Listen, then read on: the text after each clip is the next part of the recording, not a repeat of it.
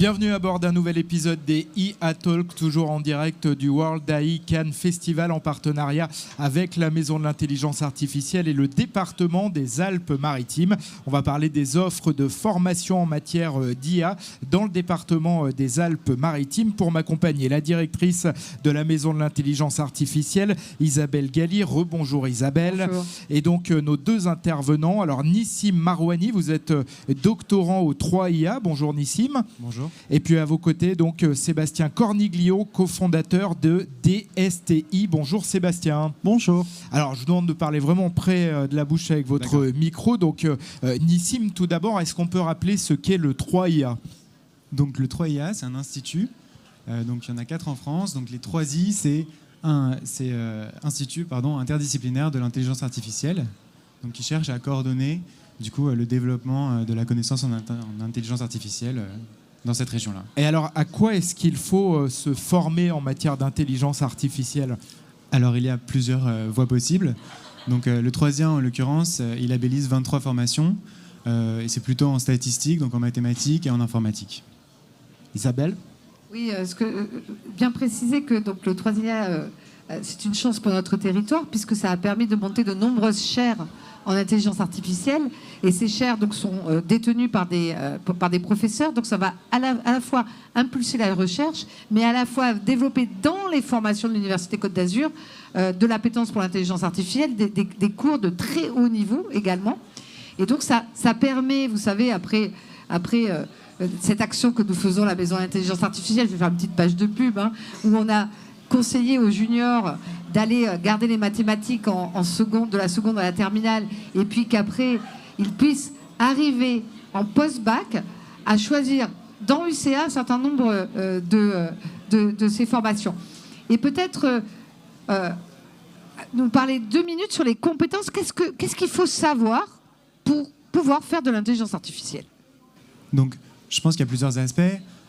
Déjà, d'une manière générale, pour comprendre comment un algorithme fonctionne, c'est intéressant d'avoir des bases en mathématiques quand même assez solides, ou en tout cas peut-être un peu plus que le niveau terminal, pour déjà comprendre comment fonctionne un ordinateur, comment on va lui donner des instructions pour qu'il effectue un programme. Et ensuite, spécifiquement pour l'intelligence artificielle, donc comme c'est un apprentissage statistique, il faut avoir quand même peut-être certaines compétences en statistique pour comprendre comment un algorithme converge, comment on aboutit à extraire des informations à partir d'un jeu de données qui va être par exemple incomplet ou qui va être partiel. Et enfin, il y a des compétences algorithmiques qui vont être aussi intéressantes, qu'on peut développer pareil à plusieurs niveaux. C'est ce qu'on appelle les corps, les compétences au cœur de l'intelligence artificielle, mais il faut savoir qu'également à l'Université Côte d'Azur ou dans des écoles partenaires comme Schema, vous allez avoir aussi des formations qui vont intégrer l'intelligence artificielle, par exemple dans le business development, dans le management, dans le droit. Il y a de très belles formations en droit à l'Université Côte d'Azur, droit des algorithmes, qui sont extrêmement intéressantes. Et nous avons également la chance d'avoir DSTI qui est partenaire, qui est labellisé 3IA. Oui, donc merci Isabelle. Je complète aussi sur cette partie des compétences. Et notamment auprès des jeunes, puisque c'est un gros sujet en ce moment, effectivement, le choix des mathématiques. Tu évoquais qu'il y a une grande composante de statistiques ici.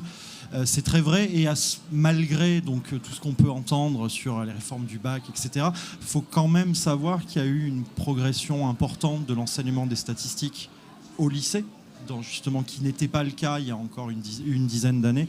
Donc ça, c'est intéressant pour des jeunes qui veulent se tourner vers ces métiers-là.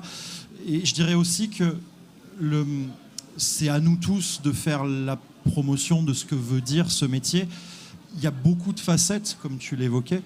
Il y a des compétences purement informatiques à développer. Il faut faire fonctionner les algorithmes de l'IA. Quand vous regardez un film sur une plateforme de vidéo on demand, il y a un data scientist qui a écrit un algo qui permet de potentiellement prédire que vous aimez ce genre de choses ou que vous allez aimer ce genre de propositions.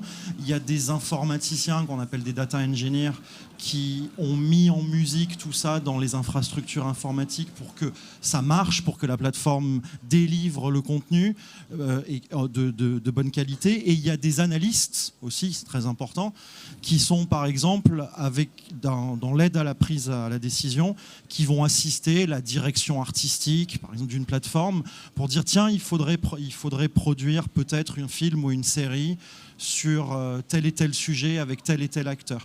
Donc il y a plusieurs, et là ça rejoint ce que tu disais tout à l'heure, Isabelle, le dernier élément, le data analyst, il est là pour aider à la prise de décision, et donc il vient se positionner aussi sur les métiers du management. Donc il y a vraiment toute la gamme des compétences mathématiques dures, à l'informatique, à l'assistance globalement à la gestion et au management. On parlait du droit tout à l'heure, c'est quelque chose qui évolue très vite. Est-ce que justement vous vous adressez aussi à des personnes qui sont en poste sur de la formation continue, qui auraient besoin d'être formées pour une mise à jour par exemple, ou uniquement à des étudiants ?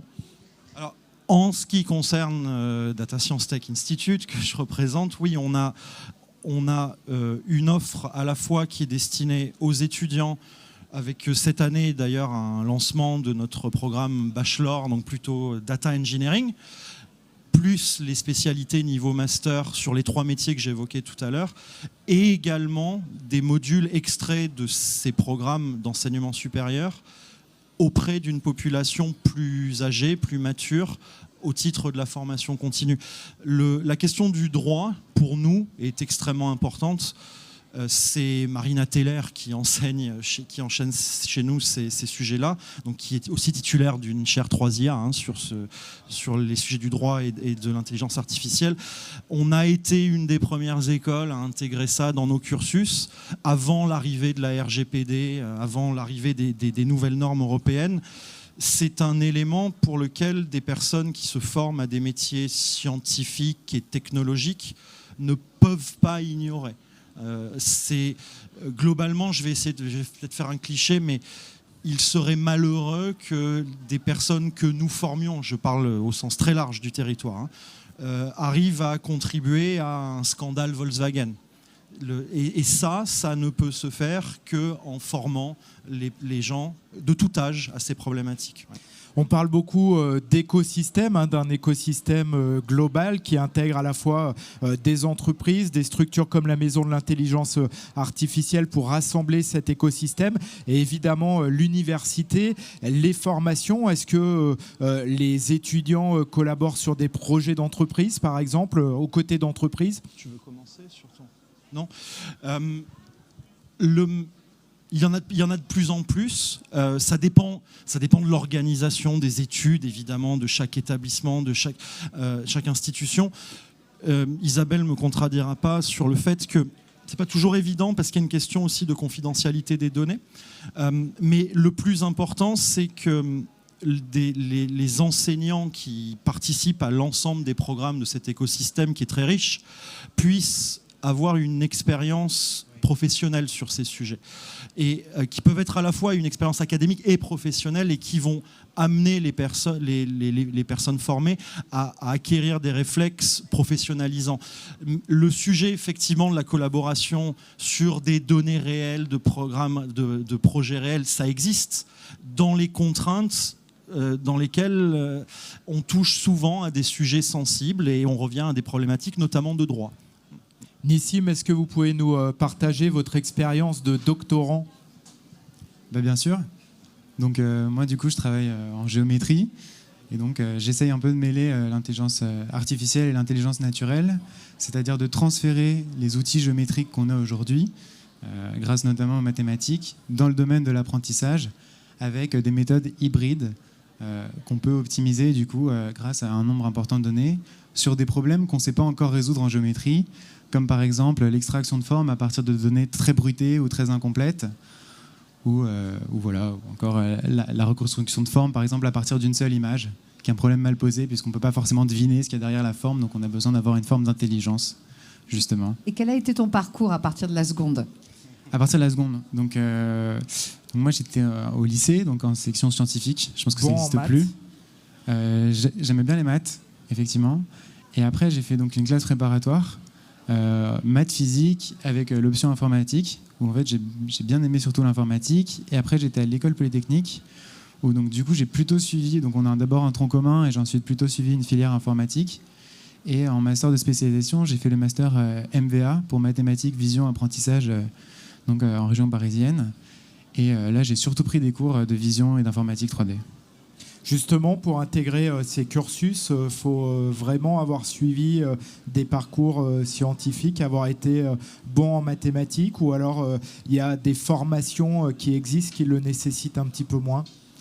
Moi, en tout cas, de ce que je vois autour de moi, on a des profils qui restent quand même assez intéressés par les sciences et l'apprentissage en général. Mais il y a quand même plusieurs chemins possibles.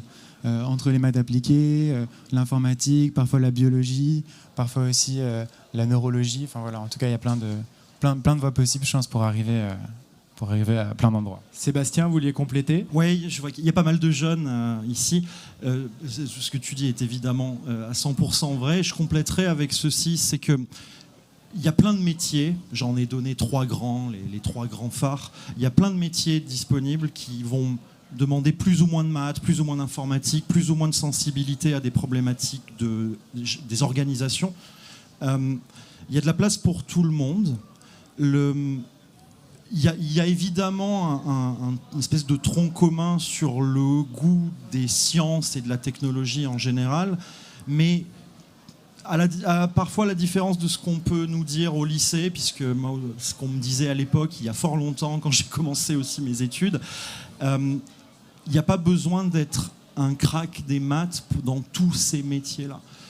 Ça dépend de où on veut positionner sa carrière.